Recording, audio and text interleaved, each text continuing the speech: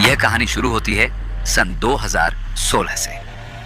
सौरभ एक जवान और महत्वाकांक्षी लड़का जो मर्चेंट नेवी में काम करता था, मेरठ का रहने वाला था। उसी साल एक शाम जब वो अपने कुछ दोस्तों के साथ बाहर था, उसकी मुलाकात मुस्कान नाम की एक लड़की से हुई। पहली ही नजर में सौरभ को कुछ खास महसूस हुआ। मुस्कान की मासूमियत और मुस्कान की हंसी उसके दिल में बस गई। धीरे धीरे दोनों की बातचीत बढ़ी और दोस्ती प्यार में बदल गई। मुस्कान ने जब सौरभ का प्रोफाइल देखा और उसकी जिंदगी के बारे में जाना, तो वो भी उसकी तरफ खींचती चली गई। दोनों का प्यार गहरा होने लगा और उन्होंने शादी करने का फैसला कर लिया। लेकिन जब सौरभ ने अपने घर वालों से इस बारे में बात की, तो उन्होंने साफ मना कर दिया। ये शादी नहीं हो सकती, यही शब्द थे उसके माता पिता के। मगर प्यार किसी की इजाजत का मोहताज नहीं होता। सौरभ और मुस्कान ने घर वालों की मर्जी के खिलाफ जाकर शादी कर ली। 2016 में बिना किसी शानो शौकत के, बस कुछ खास दोस्तों की मौजूदगी में उन्होंने अपने रिश्ते को नाम दे दिया। शादी के कुछ ही दिनों बाद सौरभ लंदन चला गया, क्योंकि उसकी पोस्टिंग वहीं थी। मुस्कान मेरठ में अकेली रह गई। वक्त बीतता गया। सौरभ कभी कभी छुट्टी में वापस आता और फिर चला जाता। लेकिन कुछ वक्त बाद मुस्कान को एहसास हुआ कि सौरभ नेवी में नहीं है, बल्कि लंदन में किसी और काम से जुड़ा हुआ है। हालांकि ये बातें उनके प्यार के बीच नहीं आई। देखते ही देखते 3 साल गुजर गए। 2019 आ गया। इन 3 सालों में उनके प्यार की निशानी के रूप में उनकी एक बेटी हुई। जब बेटी आई तो सौरभ के घर वालों का दिल थोड़ा पिघलने लगा। उन्होंने बेटी से मिलने की कोशिश की, मगर अब तक बहुत देर हो चुकी थी। सौरभ ने घर वालों से लगभग सारे रिश्ते तोड़ दिए थे। वह अपनी पत्नी और बेटी के साथ एक किराए के मकान में रहने लगा। लेकिन उसकी नौकरी ऐसी थी कि साल के 9-10 महीने वो विदेश में रहता और महज 2-3 महीने ही मेरठ में बिताता। मुस्कान अकेली रह गई थी। वो अपनी बेटी के साथ किराए के घर में रहती, उसका ख्याल रखती और प्ले स्कूल तक छोड़ने और लाने का काम खुद ही करती। फिर आया 2021। इस दौरान दुनिया में कोरोना फैल चुका था। लॉकडाउन के चलते सौरभ कुछ समय के लिए वापस आ गया, लेकिन हालात सामान्य होते ही फिर से विदेश चला गया। इधर मुस्कान की जिंदगी में एक नया मोड़ आया। हर दिन की तरह एक रोज जब वह अपनी बेटी को प्ले स्कूल छोड़ने जा रही थी, तब उसकी मुलाकात एक अजनबी साहिल शुक्ला से हुई। वो भी उसी इलाके में रहता था, कहीं आसपास ही। पहली बार बस हल्की फुल्की बातचीत हुई, लेकिन धीरे धीरे ये बातचीत लंबी होने लगी। अकेलेपन में मुस्कान को एक हमदर्द मिल गया था। धीरे धीरे साहिल से उसकी दोस्ती गहरी होती गई और दोस्ती कब प्यार में बदल गई, दोनों को पता ही नहीं चला। अब साहिल का मुस्कान के घर आना जाना आम हो गया था। जब बेटी स्कूल में होती तब दोनों साथ वक्त बिताते। मकान मालिक को यह सब अजीब लगने लगा। 1-2 बार उसने देखा कि साहिल देर तक घर में बैठा रहता। यहां तक कि एक बार उसने दोनों को शराब पीते हुए भी देख लिया। वो सोचने लगा, यह लड़का कौन है जो हर रोज आता है और इतनी देर तक रुकता है। फिर आया सन 2021। सौरभ अचानक लंदन से वापस आ गया। उसने आते ही मकान मालिक से मुलाकात की तो उसने धीरे से कह दिया, भाई साहब, आप जब बाहर रहते हैं तो आपकी गैर मौजूदगी में कोई और यहां आकर वक्त बिताता है। मैंने तो खुद देखा है। सौरभ के पैरों तले जमीन खिसक गई। उसने घर आकर सीधा मुस्कान का फोन उठाया, चैट पढ़ी। हर शब्द उसके दिल में किसी खंजर की तरह चुभ रहा था। उसे साफ समझ आ गया कि मुस्कान और साहिल के बीच सिर्फ दोस्ती नहीं थी, बात उससे कहीं आगे बढ़ चुकी थी। सौरभ ने मुस्कान को सामने बिठाया और कड़े शब्दों में पूछा, ये सब क्या है? मुस्कान ने पहले झूठ बोलने की कोशिश की, मगर जब सौरभ ने सबूत सामने रख दिए तो वो चुप हो गई। फिर बहस होने लगी। बात इतनी बढ़ी कि झगड़ा तू मैं से मारपीट तक पहुंच गया। गुस्से में आकर सौरभ ने कहा, अगर तुम्हें साहिल चाहिए तो ठीक है, मैं तुम्हें आजाद करता हूं। मुस्कान चुप रही। अब तक उसके मन में भी सौरभ के लिए कोई भावनाएं नहीं बची थी। उसने इस रिश्ते को बचाने की कोई कोशिश नहीं की। हालात ऐसे हो गए कि तलाक की नौबत आ गई। देखते ही देखते 2023 आ गया। सौरभ ने आखिरकार मुस्कान से तलाक लेने का फैसला कर लिया और वापस लंदन चला गया। इस बार वो सिर्फ कुछ महीनों के लिए नहीं बल्कि पूरे 2 साल के लिए गया। इधर मुस्कान और साहिल का रिश्ता और गहरा होता चला गया। साहिल की जिंदगी में कई अजीबोगरीब चीजें थी। उसकी मां अब इस दुनिया में नहीं थी, लेकिन वो उससे बात करने का एक अजीब तरीका निकाल चुका था। उसके फोन में एक नंबर सेव था और उसी नंबर से उसने एक अकाउंट बनाया था अपनी मां के नाम पर। स्नैपचैट पर वो खुद को यकीन दिला चुका था कि उसकी मां अब भी उससे जुड़ी हुई है।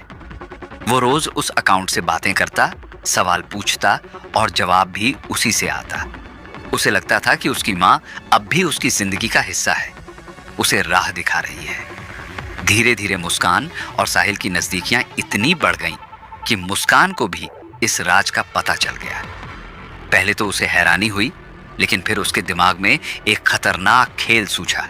उसने अपने भाई के नाम पर एक नया सिम लिया और उससे एक नया स्नैपचैट अकाउंट बना लिया। अब वो उसी अकाउंट से साहिल को मैसेज करने लगी, लेकिन अंदाज वैसा ही था जैसे उसकी मां उससे बातें कर रही हो। स्नैपचैट मैसेज: बेटा, मुस्कान बहुत अच्छी लड़की है, तुम्हारी जिंदगी में आई है तो इसे मत खोना। वो तुम्हारा ख्याल रखेगी, तुम्हें कभी धोखा नहीं देगी, उसे हमेशा खुश रखना। साहिल स्नैपचैट के सामने बड़बड़ाते हुए: मां, आप भी यही कह रही हो? तो फिर ये लड़की सच में मेरी किस्मत में है। साहिल को यकीन होने लगा कि उसकी मां खुद उसे मुस्कान की तारीफ कर रही है। अब वो मुस्कान के प्यार में पहले से भी ज्यादा पागल हो गया। उसे लगा कि उसकी मां खुद चाहती है कि वो मुस्कान से शादी करे। इधर सौरभ पूरी तरह से मुस्कान की जिंदगी से बाहर निकल चुका था। 2023 में तलाक की नौबत आने के बाद वो लंदन चला गया और इस बार वो 2 साल तक लौटकर नहीं आया। उधर स्नैपचैट ने साहिल और मुस्कान को और करीब ला दिया था। अब हालत ये हो गई कि साहिल के लिए मुस्कान से दूर रहना नामुमकिन हो गया था। एक दिन उसने गुस्से में कहा, तुम सौरभ से तलाक लो और मुझसे शादी करो। मुस्कान ने उसकी बात सुनी, मगर ठंडी आवाज में बोली, तलाक लेने से क्या होगा? सौरभ फिर भी आसपास रहेगा, कुछ ना कुछ परेशानी खड़ी करेगा। अब साहिल के दिमाग में कुछ और ही चल रहा था। उसने मुस्कान की आंखों में देखा और धीरे से फुसफुसाया, तो रास्ता साफ करने का एक ही तरीका है, सौरभ को खत्म कर दो। मुस्कान सिहर गई। उसने साहिल की आंखों में देखा, वो मजाक नहीं कर रहा था। क्या तुम सच कह रहे हो? मुस्कान की आवाज धीमी मगर हैरानी से भरी थी। साहिल ने मुस्कुराते हुए कहा, हाँ, अगर वो जिंदा रहेगा तो हमारी जिंदगी बर्बाद कर देगा। इसे एक फिल्मी डायलॉग मत समझो, ये करने का टाइम आ गया है। पहले मुस्कान को यह सुनकर झटका लगा, मगर फिर साहिल की बातों में आकर उसने भी तय कर लिया, अगर सौरभ नहीं रहेगा तो हमारी जिंदगी आसान हो जाए। अब बस उन्हें सही मौका चाहिए था। साहिल के चेहरे पर अब एक अलग ही खुशी थी। उसे लग रहा था कि अब मुस्कान सिर्फ उसकी होगी। दोनों शादी करें, एक साथ जिंदगी बिताएंगे, मगर इसके लिए सौरभ को रास्ते से हटाना जरूरी था। अब बस इसे अंजाम देने की देरी थी। दोनों ने प्लानिंग शुरू कर दी। सबसे बड़ा सवाल था, कत्ल कैसे होगा? मुस्कान और साहिल ने गूगल पर सर्च करना शुरू किया। अलग अलग तरीके पढ़े, वीडियो देखे, मगर हर बार कुछ न कुछ अधूरा लग रहा था।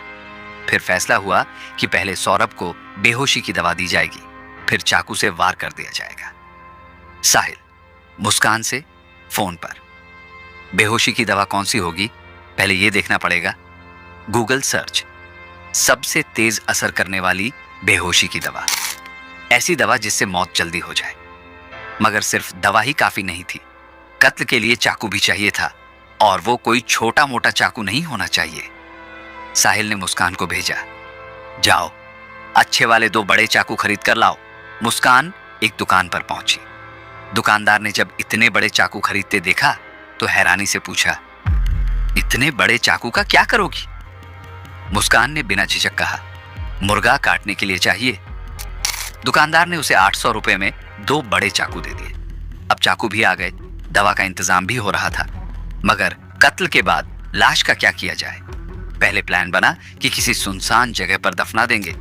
सौरभ के घर वाले वैसे भी उससे ज्यादा लगाव नहीं रखते थे। शादी के बाद वे पहले ही नाराज थे। अगर सौरभ गायब हो जाता तो कोई खास पूछताछ भी नहीं करता। मगर सवाल था लाश को दफनाएं कैसे? साहिल और मुस्कान को इसके बारे में ज्यादा जानकारी नहीं थी। अब दोस्तों से डायरेक्ट पूछते तो शक हो सकता था, इसलिए उन्होंने चालाकी से सवाल पूछना शुरू किया। साहिल दोस्त से कैजुअली, अरे यार, पूजा सामग्री को अगर जमीन में गाड़ना हो तो कितना गहरा गड्ढा खोदना चाहिए? दोस्त ने जवाब दिया, बस हल्का सा खोद कर डाल दो, ज्यादा गहराई की जरूरत नहीं होती। साहिल ने झिझकते हुए पूछा, और अगर कुछ बड़ा गाड़ना हो तो? अब दोस्त चौकन्ना हो गया। उसने सीधे सवाल दाग दिया, तू ये सब क्यों पूछ रहा है? कहीं कुछ गलत करने का प्लान तो नहीं बना रहा? साहिल घबरा गया। अगर दोस्त ने पुलिस को कुछ बता दिया तो सारा प्लान खत्म हो सकता था। उसने झटपट बात पलट दी, मगर अब उसे समझ आ गया कि लाश को दफनाने का आइडिया रिस्की हो सकता है। अब नया प्लान तैयार हुआ। साहिल ने मुस्कान से कहा, एक ड्रम खरीदते हैं, उसमें लाश के टुकड़े डालेंगे और ऊपर से सीमेंट डालकर पैक कर देंगे, किसी को शक भी नहीं होगा। मुस्कान ने उसकी आंखों में देखा। साहिल एकदम ठंडे दिमाग से सोच रहा था, उसे किसी चीज का डर नहीं था। मुस्कान ने गहरी सांस ली और बोली, ठीक है, अब गलती की कोई गुंजाइश नहीं होनी चाहिए। कत्ल का तरीका तय हो चुका था, चाकू भी आ चुके थे। अब बस सौरभ का हिंदुस्तान लौटना बाकी था। सौरभ और मुस्कान के बीच भले ही दूरियां आ चुकी थीं, लेकिन सौरभ अब भी मुस्कान से बेइंतहा प्यार करता था। 25 फरवरी को मुस्कान का जन्मदिन था और उसने तय किया कि वो इस खास दिन पर अपनी बीवी और बेटी के साथ रहेगा। तमाम लड़ाइयों और गलतफहमियों के बावजूद उसने लंदन से मेरठ आने का फैसला किया। उसने मुस्कान को पहले ही बता दिया था, मैं 24 फरवरी को पहुंच रहा हूं, जन्मदिन तुम्हारे साथ मनाएंगे, हम दोनों और हमारी बेटी। मुस्कान ने यह बात साहिल को बताई। दोनों ने फौरन फैसला किया, कत्ल 25 फरवरी को ही होगा। प्लान साफ था, शराब में बेहोशी की दवा मिलानी है, सौरभ को पिलानी है और जब वो बेहोश हो जाए तो चाकू से वार कर देना है। 25 फरवरी की रात आई। घर में जन्मदिन का जश्न मनाया गया। मुस्कान ने सौरभ के लिए मुस्कुराते हुए केक काटा, लेकिन उसके दिल में पहले से तय खौफनाक प्लान चल रहा था। जैसे ही रात बढ़ी, मुस्कान ने शराब में बेहोशी की दवा मिला दी। अब बस इंतजार था कि सौरभ इसे पी ले और बेहोश हो जाए। लेकिन सौरभ हंसते हुए, आज नहीं पीऊंगा। मुस्कान का चेहरा उतर गया। पूरी साजिश नाकाम हो गई। वो जबरदस्ती पिला भी नहीं सकती थी क्योंकि शक हो सकता था। अब क्या किया जाए? सौरभ इस बार बच गया था। अगले दिन मुस्कान और साहिल फिर मिले। दोनों के चेहरे पर झुंझलाहट थी। अब क्या करें? थोड़ी देर सोचने के बाद साहिल बोला, 3 मार्च यही सही मौका है। 3 मार्च क्यों? क्योंकि उसी दिन उनकी बेटी का 2nd क्लास का आखिरी एग्जाम था। मुस्कान की प्लानिंग थी कि जैसे ही पेपर खत्म होगा वो अपनी बेटी को अपनी मां के पास भेज देगी। तब घर में सिर्फ पति पत्नी होंगे। कत्ल करना आसान होगा। 3 मार्च आ गया। स्कूल में बेटी का एग्जाम खत्म हुआ। मुस्कान ने उसे अपनी मां के घर छोड़ दिया। अब घर में सिर्फ सौरभ और मुस्कान थे। साहिल ने प्लान समझाया और मुस्कान ने उसे अंजाम देने की तैयारी शुरू कर दी। रात ढलने लगी। पिछली बार शराब का प्लान फेल हो चुका था, इसलिए इस बार मुस्कान ने एक नई चाल चली। सौरभ को कोफ्ता बेहद पसंद था तो उसने वही बनाया, लेकिन इस बार कोफ्ते में बेहोशी की दवा मिला दी। रात के 9:30 बजे सौरभ खुश होकर, वाह, आज कोफ्ता बनाया, तुम अब भी जानती हो कि मुझे क्या पसंद है। मुस्कान ने झूठी मुस्कान के साथ खाना परोसा। सौरभ ने बिना कुछ सोचे समझे खाना खाया। कुछ ही देर में उसकी आंखें भारी होने लगी। रात 12 बजे मुस्कान साहिल को फोन पर, वो बेहोश हो गया है, अब आ जाओ। साहिल ने बिना देर किए बाइक स्टार्ट की और मुस्कान के घर पहुंच गया। दोनों ने चाकू निकाले। अब इस खेल का आखिरी और सबसे डरावना कदम उठाने का वक्त आ गया था। मुस्कान के हाथ कांप रहे थे। दिल जोर जोर से धड़क रहा था।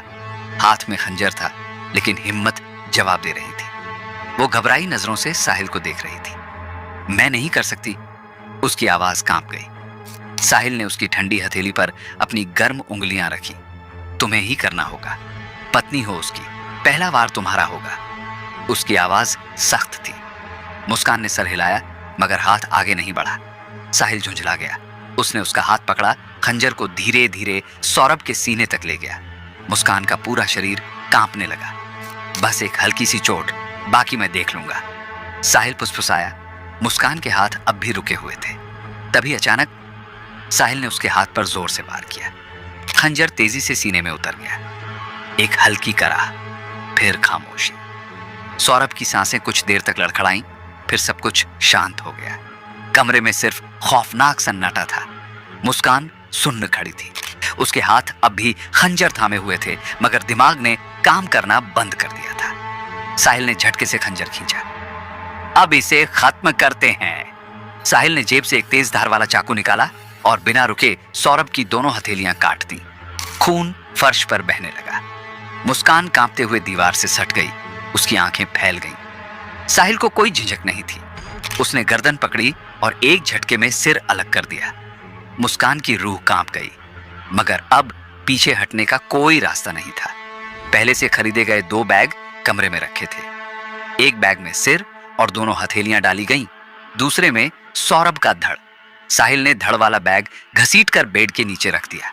बाकी काम मैं निपटा दूंगा, कहकर साहिल सिर और हथेलियों वाला बैग उठाकर घर से निकल गया। रात के 3 बजे वो अपने घर की ओर बढ़ रहा था, जो मुस्कान के घर के पड़ोस में ही था। कमरे में अब बस मुस्कान थी। जिस बेड पर वो रोज सोती थी, उसी के नीचे आज उसका पति पड़ा था, बिना सिर, बिना हथेलियों के। वो लेटने की कोशिश कर रही थी, मगर आंखें बंद होते ही खून से लथपथ सौरभ का चेहरा दिखता। सांसें तेज हो गईं, घबराहट बढ़ने लगी। कमरे में उसे एक अजीब सर्द एहसास होने लगा। मैं यहां अकेले नहीं रह सकती, मुझे डर लग रहा है। उसने हड़बड़ाते हुए साहिल को फोन लगाया। डर लग रहा है? साहिल हंसा। तो मेरे घर आ जाओ। मुस्कान को और कुछ नहीं सूझा। वो कांपते हुए बाहर निकली, सड़क पार की और साहिल के घर के दरवाजे तक पहुंची। रात का सन्नाटा था।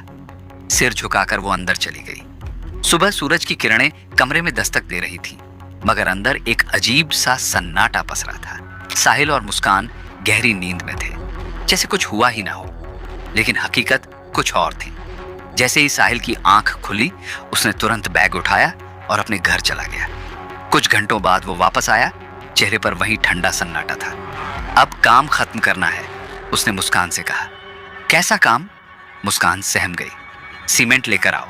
मुस्कान चुपचाप मार्केट गई और एक बोरी सीमेंट लेकर आई, लेकिन साहिल ने सिर हिलाया। एक से कुछ नहीं होगा, और लेकर आओ। वो फिर गई, दूसरी बोरी सीमेंट लेकर आई। साहिल ने दरवाजा अंदर से बंद किया। कमरे के एक कोने में एक बड़ा ड्रम पहले से रखा था। साहिल ने उसे लिटाया और बैग से सौरभ के शरीर के 3 टुकड़े निकाले, सिर, धड़ और दोनों हथेलियां। मुस्कान की सांसें तेज हो गईं। साहिल ने बिना रुके लाश को ड्रम में डाल दिया, फिर सीमेंट की बोरी पलट दी, उसमें पानी मिलाया और देखते ही देखते ड्रम भर गया। अब कोई इसे ढूंढ नहीं सकता, साहिल मुस्कुराया। ढक्कन बंद कर दिया गया। ड्रम को कमरे में एक कोने में छोड़ दिया गया, जैसे कोई मामूली सामान हो। इसके बाद सफाई का काम शुरू हुआ। साहिल ने ऑनलाइन 10 किलो ब्लीच मंगवाई। पूरा घर चुपचाप साफ किया जाने लगा, हर सबूत मिटाया जाने लगा। ये खेल का पहला भाग था, खत्म हो चुका था। अब दूसरी चाल चली जानी थी। शाम हो चुकी थी। तारीख थी 4 मार्च। मुस्कान और साहिल ने एक कैब बुक की और सीधे शिमला के लिए निकल पड़े। मुस्कान जानती थी कि सौरभ के घर वालों को पता था कि वो लंदन से आया हुआ है। ऐसे में अचानक गायब होना शक पैदा कर सकता था। इसलिए सफर के दौरान ही उसने सौरभ के मोबाइल से उसके भाई और बहन को मैसेज किया, मैं और मुस्कान शिमला घूमने जा रहे हैं, फिर मनाली और फिर कसौली। कुछ देर बाद जवाब आया, अच्छा लेकिन इतने दिनों बाद आए हो, घर कब आओगे? मुस्कान ने झट से मैसेज टाइप किया, अभी घूम रहे हैं, बाद में मिलेंगे। इस बीच वे शिमला से मनाली और फिर कसौल घूमते रहे। होली आ गई। घर वालों ने फिर मैसेज किया, होली पर घर तो आओगे ना? अब मुस्कान के पास कोई जवाब नहीं था। फोन उठाना खतरे से खाली नहीं था, क्योंकि आवाज से राज खुल सकता था। नहीं, इस बार यही मना रहे हैं, उसने झूठा जवाब भेजा। घर वालों को यह अजीब लगा। आखिर 2 साल बाद आया था और अब होली पर भी नहीं आ रहा। लेकिन कोई शक न करे, इसलिए मुस्कान लगातार अपडेट भेजती रही। यहां बहुत मजा आ रहा है, अभी यहां हैं, अब वहां जा रहे हैं। इस तरह 14 दिन बीत गए। तारीख थी 18 मार्च। अब तक जो पैसे साथ लाए थे वो खत्म हो चुके थे। मुस्कान के पास कुल 84,000 थे। साहिल के पास भी थोड़े पैसे थे, मगर अब सब खत्म हो गया था। लेकिन उसे पता था सौरभ के अकाउंट में 6 लाख रुपए थे, मगर दिक्कत यह थी कि उसे अकाउंट से पैसे निकालने का तरीका नहीं पता था। वो सोच में पड़ गई। आखिरकार उसने अपनी मां को फोन किया। मां, ये बताओ, बैंक से सौरभ के पैसे कैसे निकाल सकते हैं? मां चौंक गई। सौरभ तो तुम्हारे साथ है ना? तुम दोनों शिमला मनाली घूम रहे हो, फिर मुझसे क्यों पूछ रही हो? और पैसे निकालने की जरूरत ही क्या है? सौरभ से मांग लो। मुस्कान से जवाब देते नहीं बना। अचानक उसके मुंह से वो बात निकल गई जो कभी बाहर नहीं आनी चाहिए थी। सौरभ तो है ही नहीं, वो मर चुका है। मां घबरा गई। उनकी बेटी ने जो बताया था वो चाहती तो छुपा सकती थी, लेकिन कुछ अजीब लग रहा था। होली पर भी बेटी नहीं आई और अब अचानक पैसे निकालने की बात। पहले से ही उन्हें मुस्कान के पिछले रिश्ते और तलाक के बारे में सब पता था। उन्हें समझ आ गया कि कुछ तो गड़बड़ है। बिना देर किए वे पुलिस स्टेशन पहुंची। साहब, मेरी बेटी ने कुछ गलत किया है। वो कह रही थी कि सौरभ अब इस दुनिया में नहीं है। पुलिस तुरंत हरकत में आई।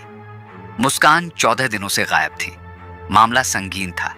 उधर इत्तेफाक से 18 मार्च को ही मुस्कान और साहिल घर लौट आए।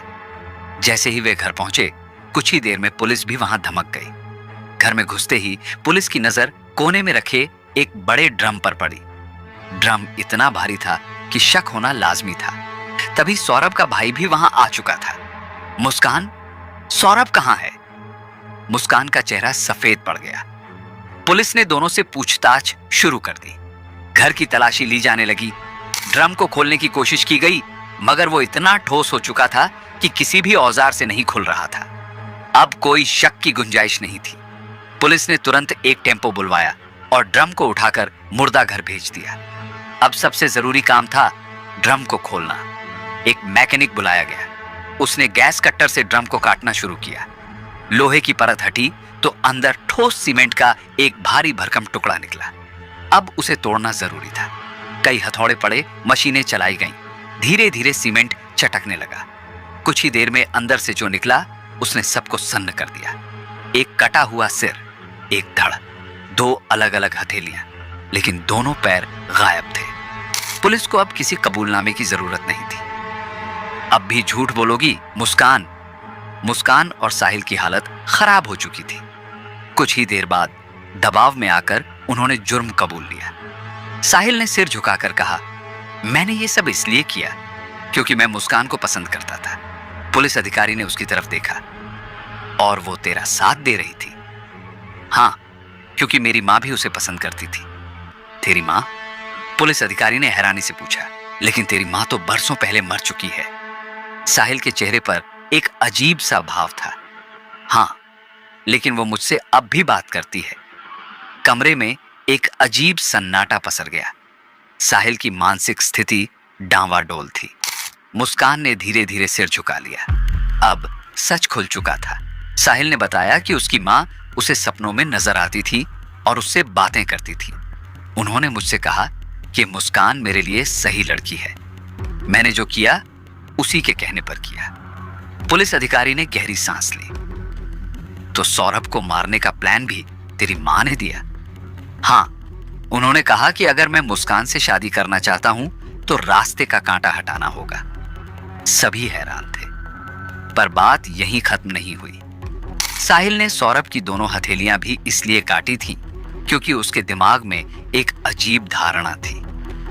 अगर किसी की हथेलियां काट दी जाएं तो उसकी किस्मत की लकीरें भी खत्म हो जाती हैं। उसे लगा था कि ऐसा करने से सौरभ की आत्मा कभी उसे बद्दुआ नहीं दे पाएगी। पुलिस अधिकारी ने ठंडी नजरों से उसे देखा। तूने किस्मत की लकीरों की बात की थी ना? हाँ, साहिल फुसफुसाया। अब तेरी किस्मत की लकीरें भी खत्म हो चुकी हैं साहिल। अब फैसला कानून को करना था। दोनों के चेहरे पर अपराध बोध झलक रहा था, लेकिन मुस्कान की आंखों में अब भी एक अजीब सी ठंडक थी। तुम्हारा पति तो तुम्हें तलाक देने वाला था, फिर कत्ल क्यों किया? इंस्पेक्टर ने मुस्कान से पूछा। मुस्कान हल्का सा मुस्कुराई और बोली, मैंने कभी साहिल से शादी करने के बारे में सोचा ही नहीं था। वो बस एक अच्छा साथी था जिसके साथ मैं वक्त बिता रही थी। इंस्पेक्टर ने घूरते हुए साहिल की तरफ देखा। तो तुमने सौरभ का कत्ल क्यों किया? साहिल की आंखों में पछतावे की हल्की परछाई आई, मगर वो खुद को समझाने की कोशिश कर रहा था। अगर सौरभ जिंदा रहता तो मुस्कान की जिंदगी नर्क बन जाती। वो उसे तंग करता, इसलिए मैंने उसे खत्म कर दिया कि जिस मुस्कान के लिए तुमने ये सब किया वो तुमसे शादी करने के बारे में सोच भी नहीं रही थी। साहिल का चेहरा सफेद पड़ गया। उसने कांपते होंठों से मुस्कान की तरफ देखा, मानो कोई उम्मीद हो कि वो इस बात को झुठलाएगी, लेकिन मुस्कान ने एक शब्द भी नहीं कहा। कुछ देर की खामोशी के बाद इंस्पेक्टर ने कहा, अगर ये राज थोड़ी देर से खुलता और तुम मुस्कान पर शादी के लिए दबाव डालते तो क्या अगला कत्ल तुम होते? साहिल की आंखों में डर तैरने लगा। कहानी वहीं खत्म नहीं हुई थी। यह सब शुरू हुआ था एक लव मैरिज से, सौरभ और मुस्कान की। दोनों ने घर वालों के खिलाफ जाकर शादी की थी। फिर मुस्कान को साहिल से प्यार हो गया, लेकिन शादी करने का इरादा कभी नहीं था। अब जब साहिल को इस सच्चाई का एहसास हुआ तो उसे समझ में आया कि उसने जिस औरत के लिए कत्ल किया वही उसके साथ कभी शादी नहीं करना चाहती थी। अगर यह कत्ल छुपा रहता तो शायद कुछ समय बाद साहिल ही अगला शिकार बन जाता।